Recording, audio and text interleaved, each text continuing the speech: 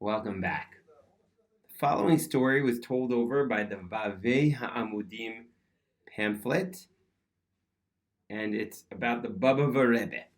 Now, as probably none of you know, I'm actually a descendant of the Bobover dynasty, so I'm a little bit of a Bobover chassid, something like that. My grandpa actually was instrumental in freeing the Bobover Rebbe from Europe, helping him come to America. And I'm also connected to him because Rav Shlomo Carlebach says that he got his storytelling prowess from the Heilige Bobover Rebbe, Rav Shlomo Halberstam.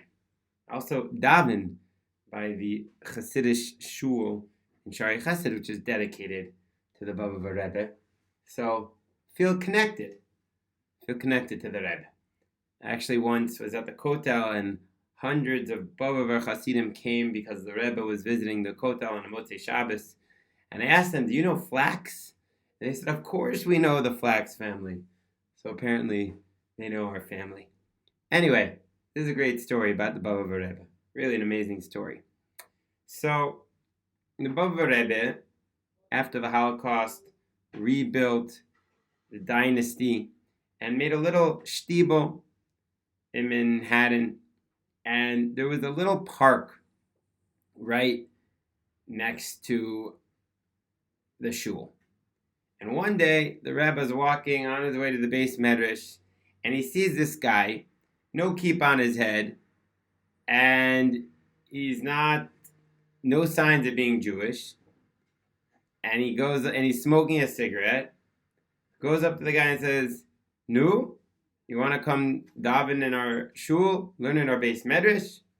And the guy looks at him and says, "What tells you that I'm Jewish?" And he says, "Yeah, you look Jewish." He says, "Actually," says the bareheaded man, "I was the Chazzan back in my city in Europe." And they say, "Oh, really? Which city? Very nice. So, you know what? This Friday night, we're looking for a Chazzan," says the Rebbe. "Come lead us in the davening." So that Friday night, lo and behold, the man came.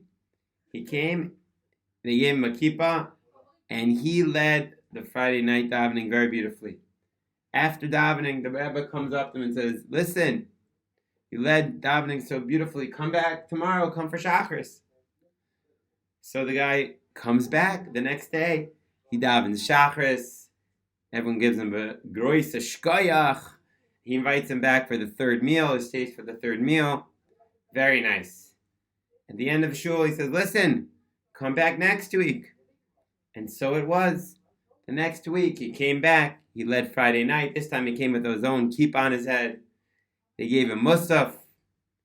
It was very beautiful. The third week, he didn't show up. So the Rebbe sent his son, who would become the new Rebbe, eventually, Naftali Tzvi, to go look for the man, look in the park. And lo and behold, he finds him in the park, smoking a cigarette, no kippah, reading the New York Times. And he asks him, and Naftali sees this and he runs away. He says, "The man's smoking on Shabbos." And he goes to the Rebbe and says, "Rebbe, he's smoking on Shabbos." And the Rebbe says, "He's smoking? The Germans, Hitler, they're smoking. Go back and tell the guy that we want him to lead davening." So his father said, "Okay." So he sends him back and goes back and he says, "My father wants to invite you to come lead davening." The man says, "Do you see that I'm smoking? I'm Shabbos. Did you miss anything here?" And the guy says, "Yes, I even told the Rebbe. But the Rebbe says, you're not smoking, the Germans are smoking." And the man looks at him and says, "Listen, it's hard after I smoke. I can't lead davening. Hopefully next week I'll come."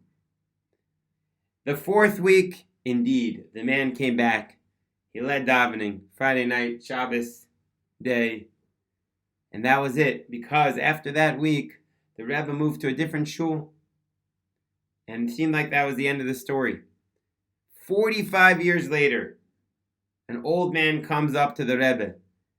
This time the man has a kippah, a big kippah on his head with tzitzis, and he says, Rebbe, do you remember me? Rebbe looks in his eyes and he says, yes, I remember you. You're the Chazzan. He says, yes, Rebbe, I want to invite you to my son's, I think it was a bris, to a celebration, whatever it was. It was a wedding. I'm sorry, it was a wedding. Or perhaps it was a grandson. He says, Rebbe, because of you, because of your words of encouragement, because you believed in me, I have over 100 grandchildren who keep Torah and mitzvahs meticulously, most of them living in Borough Park. It's all because you believed in me. Because you understood that maybe I was a little angry at God after the Holocaust, and no one believed in me, but you believed in the power of a Yid. And again, what makes this story so powerful is because we know the straight halacha is that a Machal Shabbos for Farhesia is not allowed to lead davening. But apparently the Rebbe had big eyes to understand this situation. It was coming from a place of anger after the Holocaust. It was a different situation. And the Rebbe's belief and love that he gave to this man ended up saving him and his children, connecting them to Judaism for many generations. And the schus of the Heilige Bobover Rebbe, that we always see the good in each other. Have a great day.